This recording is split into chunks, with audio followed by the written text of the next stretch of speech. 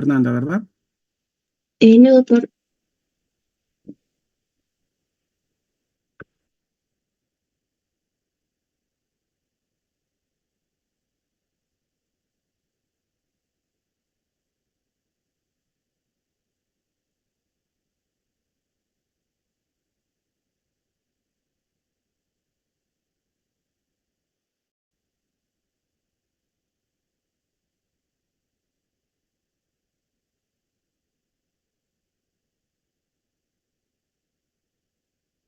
Voy a volver a entrar.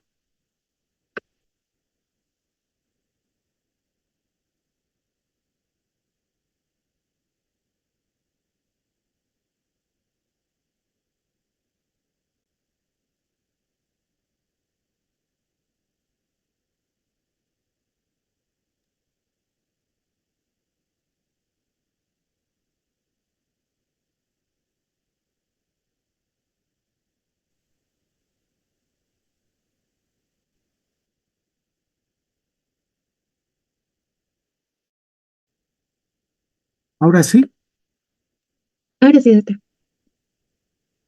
eso está muy bien.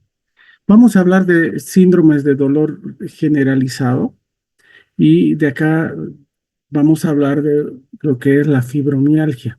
Aunque existen otros síndromes que tienen dolor generalizado como la fatiga crónica, la diferencia entre fibromialgia y fatiga crónica es que la fibromialgia, su principal síntoma es el dolor, no la fatiga, pero tienen mecanismos fisiopatogénicos parecidos, o fisiopatológicos y fisiopatogénicos parecidos.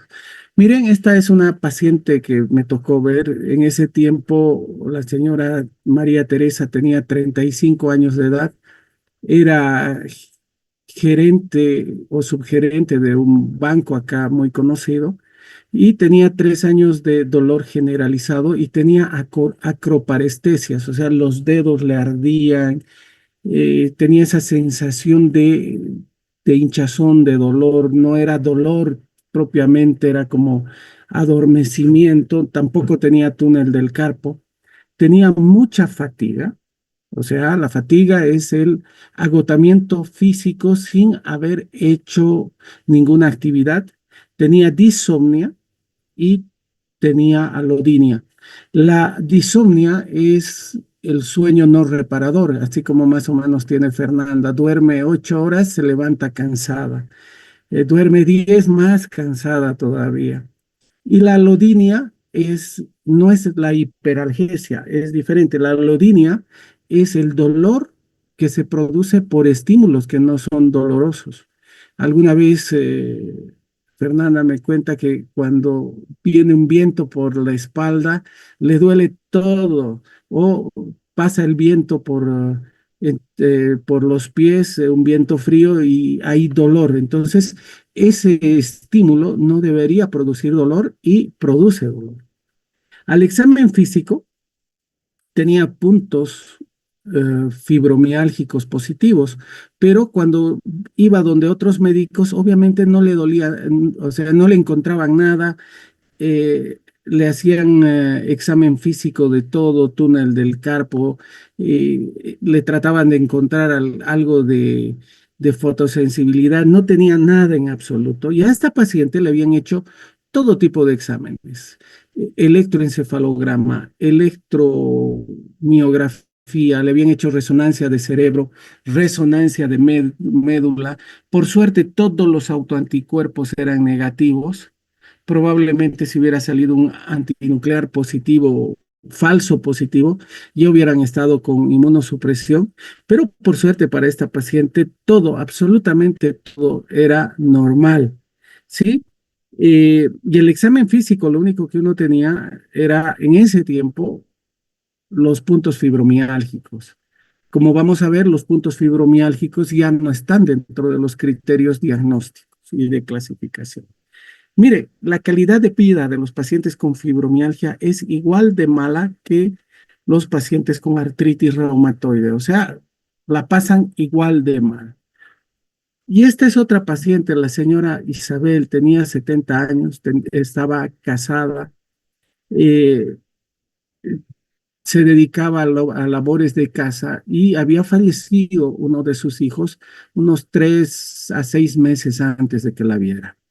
¿Ya? Y empezó después de eso 3 meses de dolor generalizado, acroparestesias, fatiga, disomnia, ¿ya? Uno le preguntaba por síntomas depresivos, tampoco era una depresión ni una distimia. Y al examen físico, ¿ya? Eh, le dol- no había artritis en manos, pero sí le dolía todo, absolutamente todo. Y los puntos fibromiálgicos eran dolorosos. Le habían hecho exámenes complementarios antes de que la vea yo. Tenía factor reumatoide positivo, proteína C reactiva positiva, una cruz, o sea, por laboratorios no fiables, porque esto es muy operador dependiente. Para mí, ¿qué tan celeste es la camisa de Fernanda, que está ahí en el chat? Para mí es una cruz, para otros son dos cruces porque casi es ploma, pero para otro no es negativo porque en realidad es ploma, no es celeste. Entonces, este tipo de test inmunológico por crucecitas no sirve, ¿ya? Llevan al error. Y la velocidad de sedimentación de esta señora era 30, como el parámetro de laboratorio que le ponían al médico era de 0 a 10 o 0 a 15. Entonces, fíjense, o de 10 a 20, eso no, ya saben que eso no importa. En la mujer es la edad más 10, la mitad, ¿ya? Y en el varón la mitad de la edad. Entonces, era normal. Entonces, lo que le hice fue completar todas las serologías, todos los exámenes. Este factor reumatoide salió negativo por nefelometría. La PCR también fue negativa por nefelometría. Obviamente, descartamos un síndrome de Sjögren, no había tampoco sequedad. Y a esta señora, antes de que yo la viera, le dijeron que le habían empezado corticoides y como no respondía, le iban a empezar a dar inmunosupresores. Fíjense, el 40% de las personas de la tercera edad, sobre todo los más viejitos, los mayores, mayores de 70 años, con fibromialgia, son tratados con corticoides. Y como vamos a ver, esta enfermedad no se trata con corticoides y todo al principio mejora con corticoides, ¿verdad?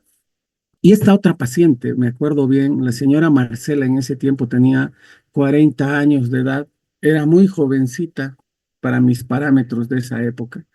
Estaba casada, tenía 3 hijos, tenía dolor generalizado, tenía fatiga, disomnia, igual que cualquier paciente con fibromialgia y no le habían encontrado absolutamente nada. No tenía artritis, el médico no refería absolutamente nada, la veían como histérica y cuando me tocó verla, sí tenía fatiga, disomnia, tenía seroftalmia, era marcada la sequedad de ojos y cuando me tocó verla tenía un examen neurológico medular, o sea, con nivel medular, o sea, estaba con parecia del tórax para abajo, ya, de más o menos un poquito más bajo de la región umbilical para abajo, tenía parecia, casi no movía los pies, había compromiso de esfínteres, por eso había un nivel medular. Los exámenes complementarios que me trajo, el factor reumatoide, ASTO normal, el famoso ASTO no sirve para nada, incluso está ya fuera de los criterios de fiebre reumática, y tenía una velocidad de sedimentación de 30. Obviamente yo le completé los exámenes, le pedí antinucleares, eran positivos, el factor reumatoide por nefrometría salió muy positivo. ¿Y por qué salía negativo por esa técnica? Porque cuando son muy positivos, la placa se quema, entre comillas, así se llama en laboratorio, estaba quemada y obviamente la veían como todo homogénea y era negativa y en realidad era un intenso positivo, ¿ya? Y su sedimentación para la edad de la paciente estaba elevada, tenía 30, tenía un Rho positivo, tenía un La positivo, por lo tanto el diagnóstico era un síndrome de Sjögren con compromiso neurológico, tenía una mielitis y en la resonancia tenía una neuromielitis óptica que se asocia al síndrome de Sjögren.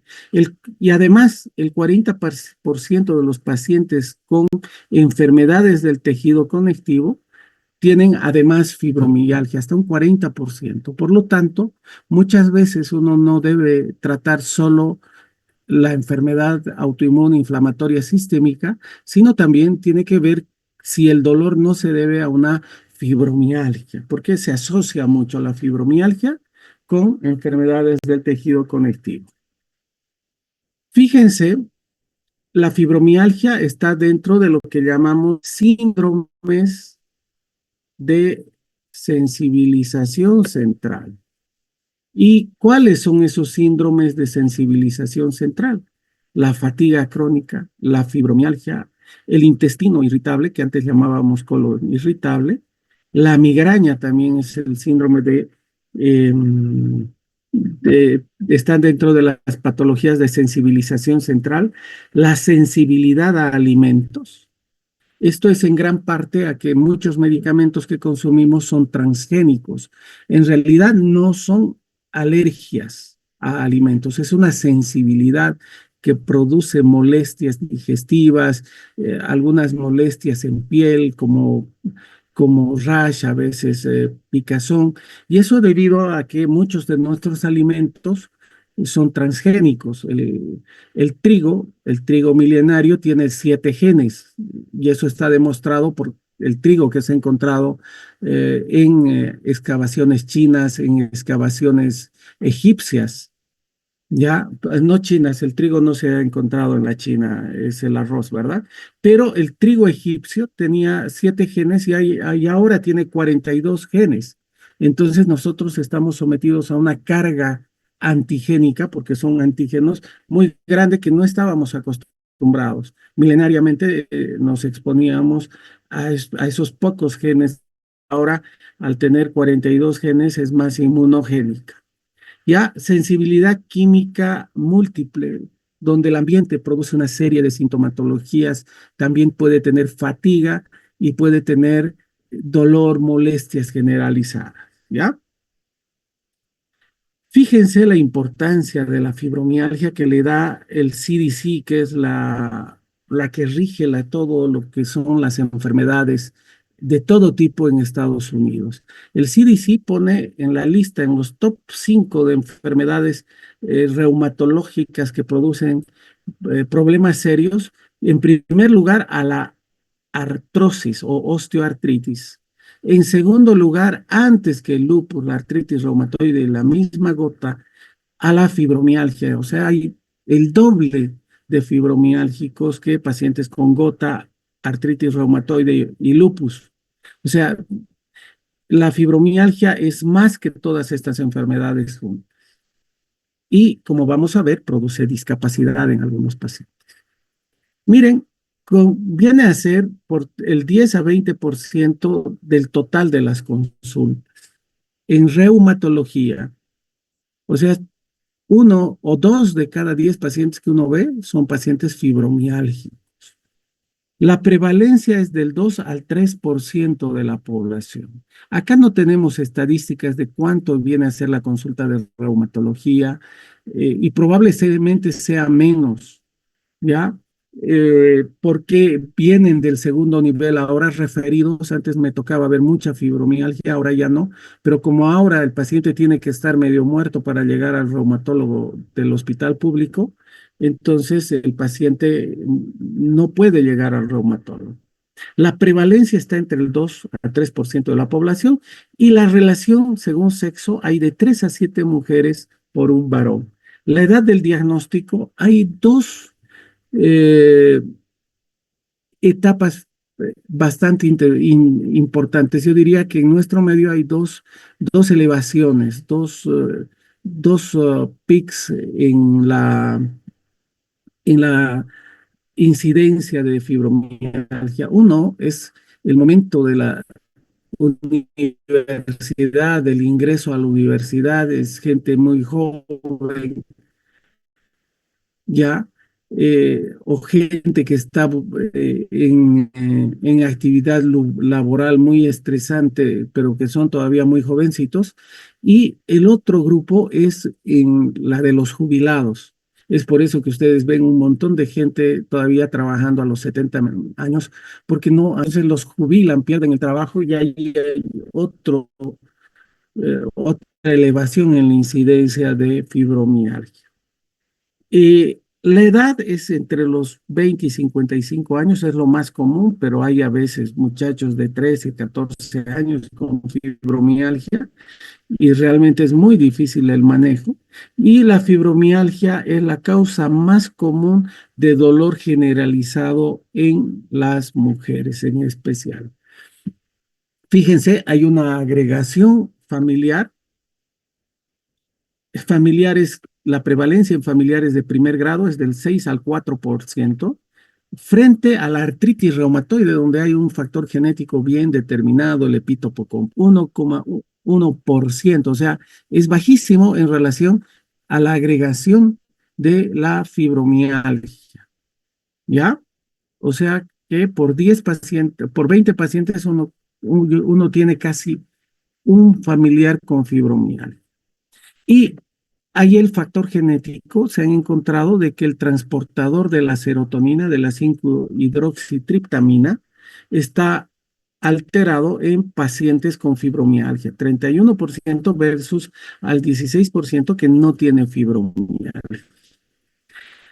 Como todo en reumatología tiene factores predisponentes, en este caso es el factor genético, y hay un factor gatillante. ¿Y cuál es?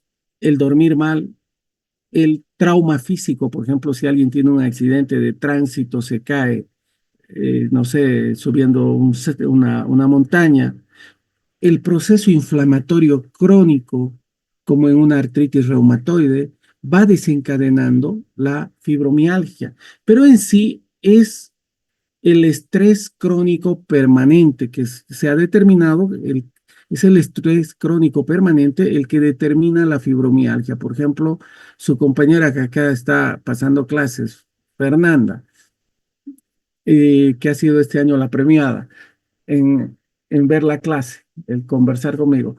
Fernanda se duerme, se acuesta a dormir cansada, estresada, no duerme bien, no descansa bien. Al día siguiente se levanta temprano para la clase, ya está estresada porque no hay el desayuno o alguien en la casa le ha dicho que haga el desayuno, está con estrés.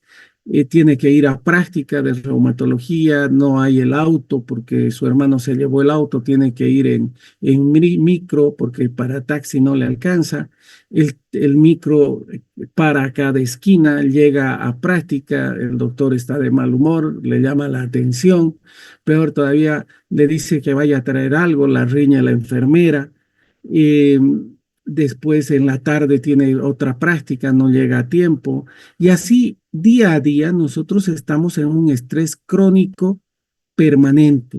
Y eso, el estrés crónico permanente, va a determinar la sensibilización central. Hay una hiperexcitación neuronal que va a producir a una sensibilización central y al síndrome de sensibilización central. Nosotros genéticamente y inmunológicamente, porque hay cambios inmunes, también cambios endocrinos, estamos determinados a tener estrés, salir de nuestra cueva, salir, cazar, estar muy estresados ahí, después volver a la cueva, comer tranquilos, descansar 1 o 2 días mientras nos dure la comida y después volver a salir.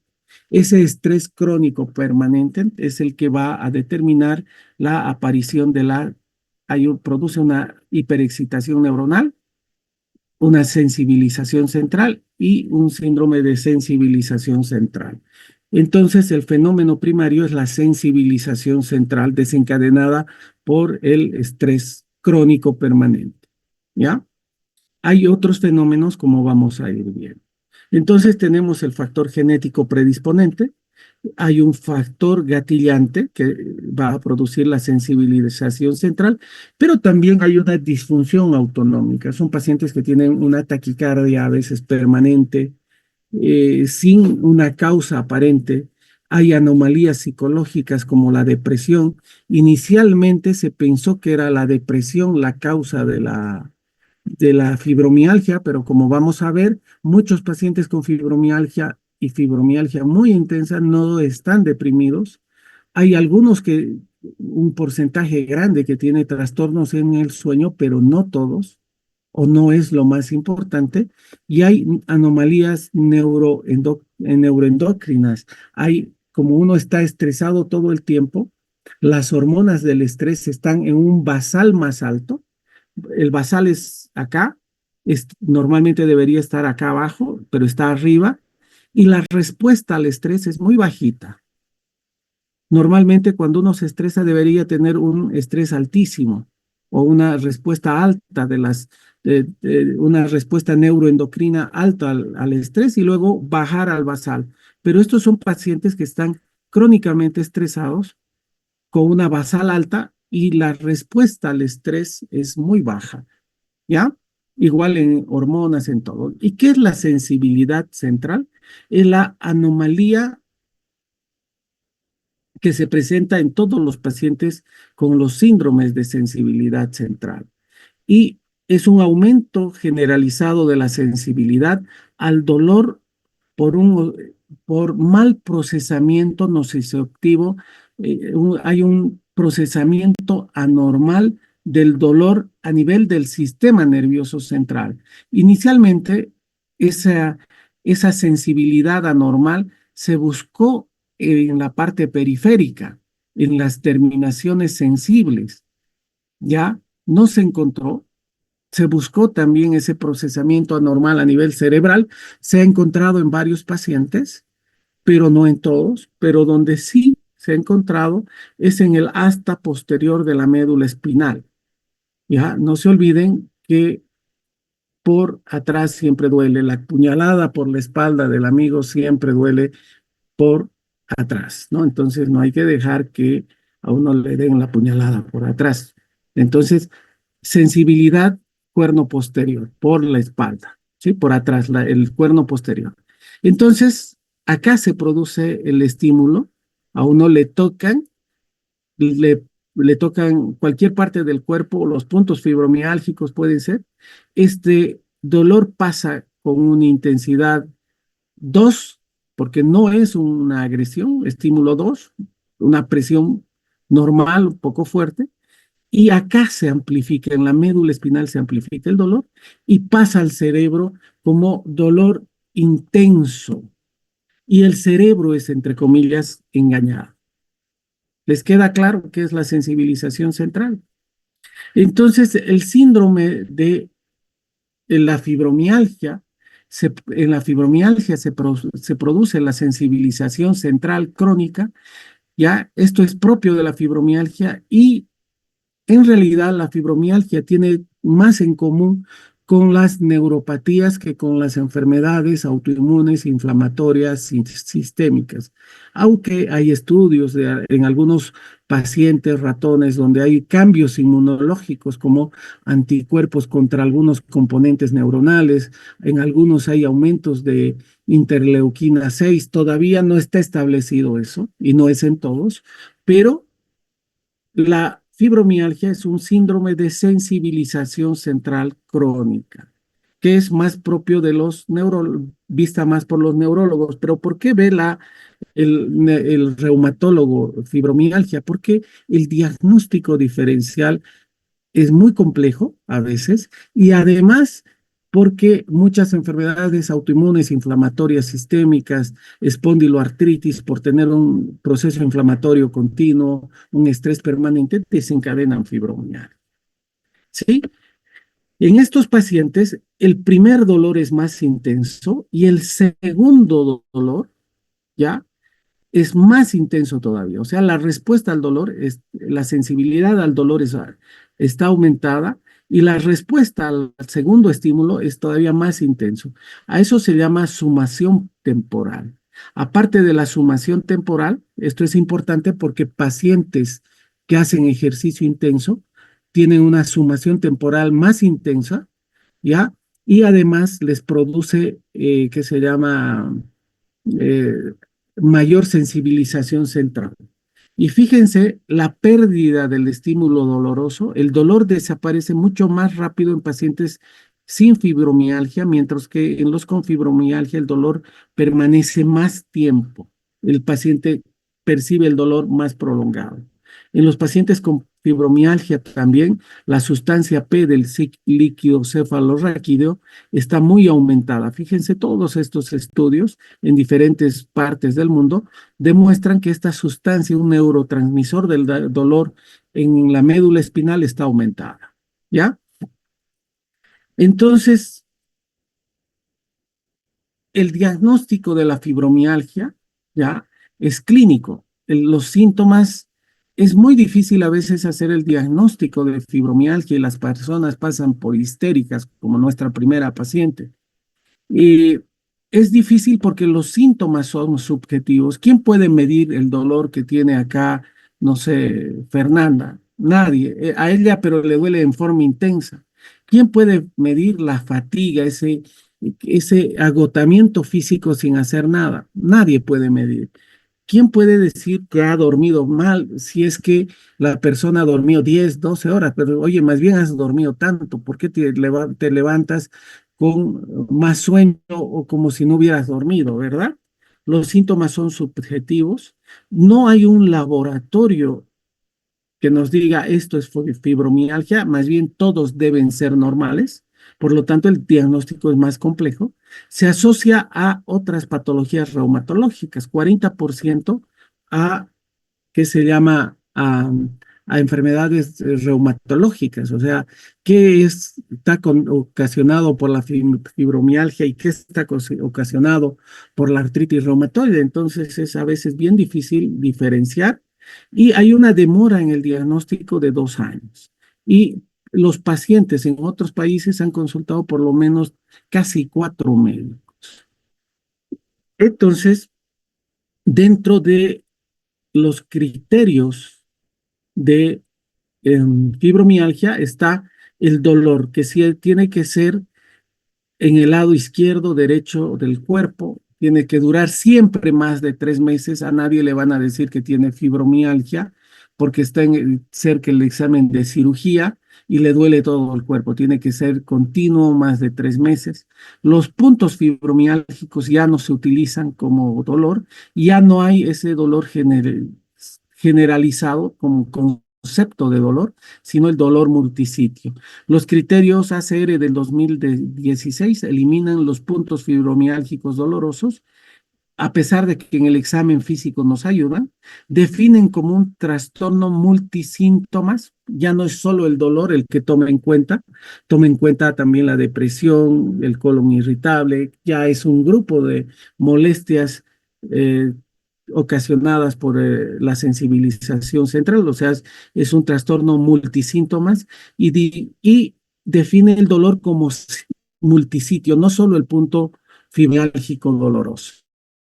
Estos eran los puntos fibromiálgicos que igual siguen muy positivos en pacientes, ¿ya? Y estos son los lugares que uno tiene que evaluar el dolor, por delante, por la parte posterior, anterior, ¿ya? Son 6 los lugares, ¿verdad?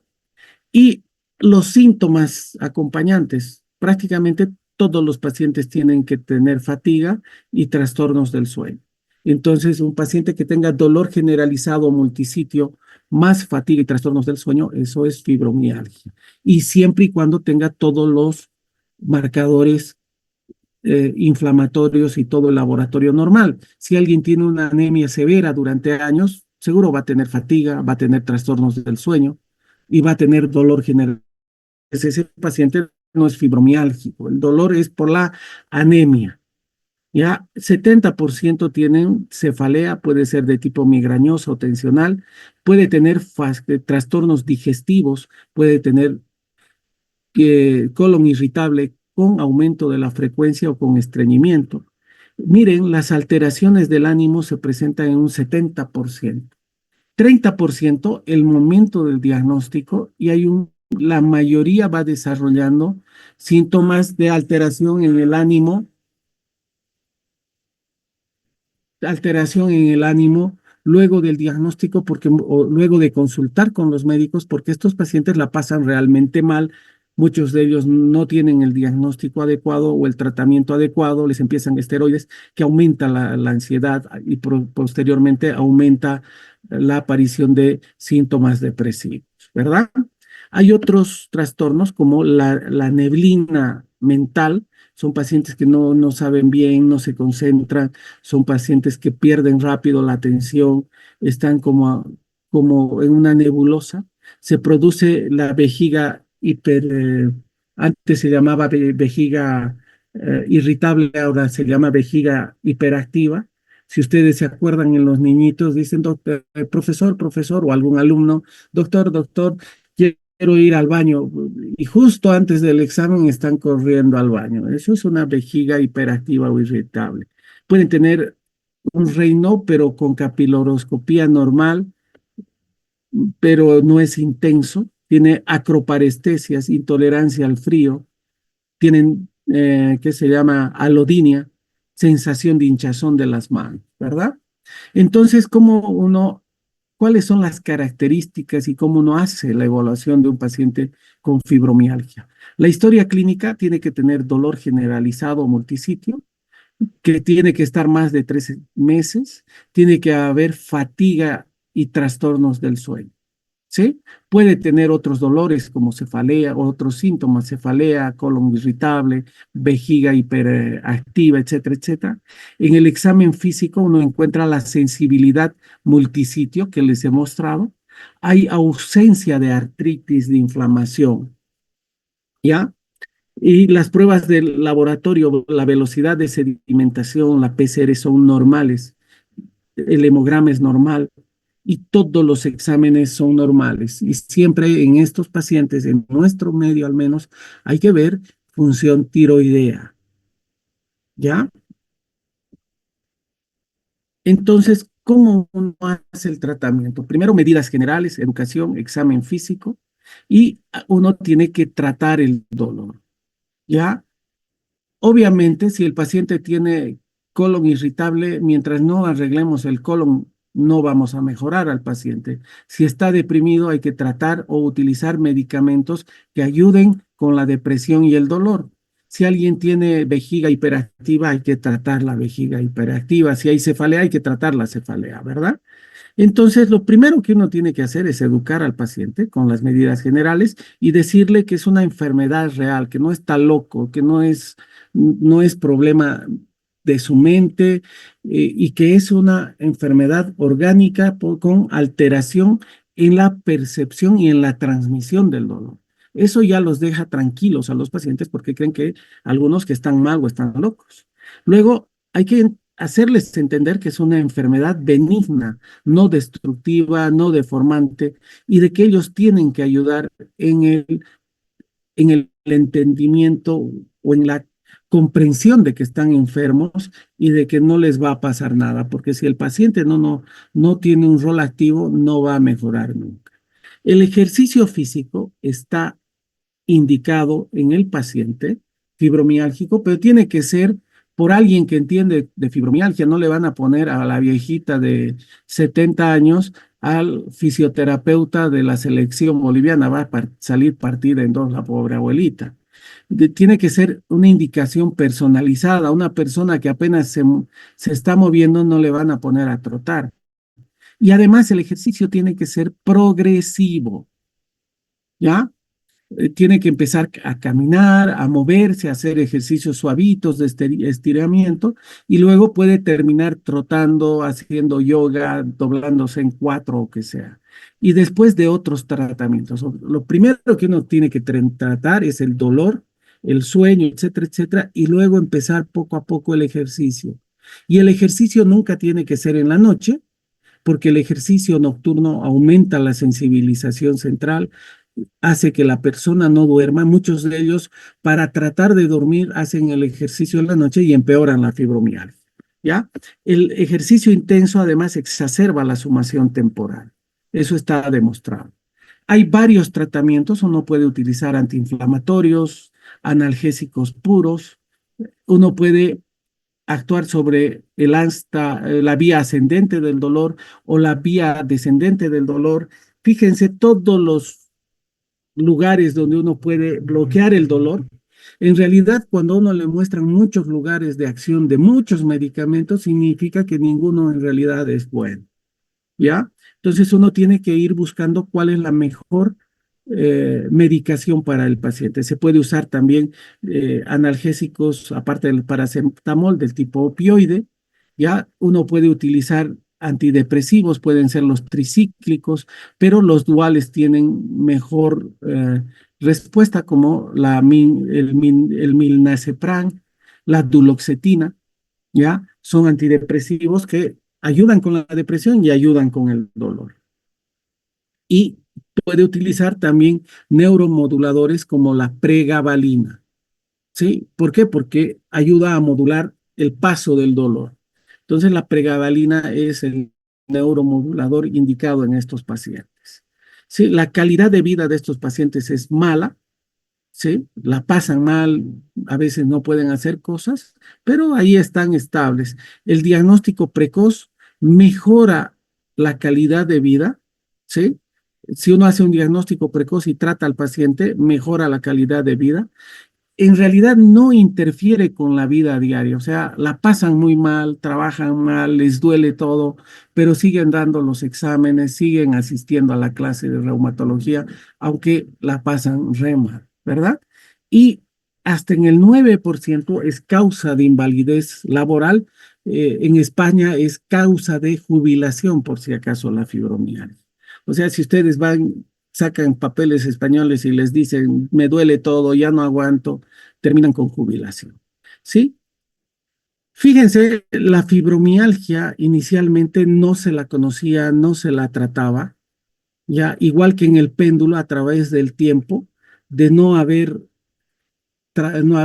tratamiento y no tratar estos pacientes, se ha pasado por una etapa hace unos 15 años más o menos, donde todo el mundo tenía fibromialgia, a todo el mundo le daban neuromoduladores, a todo el mundo le daban antidepresivos y analgésicos, los llenaban de antiinflamatorios, analgésicos opioides, y creían que esa era la solución.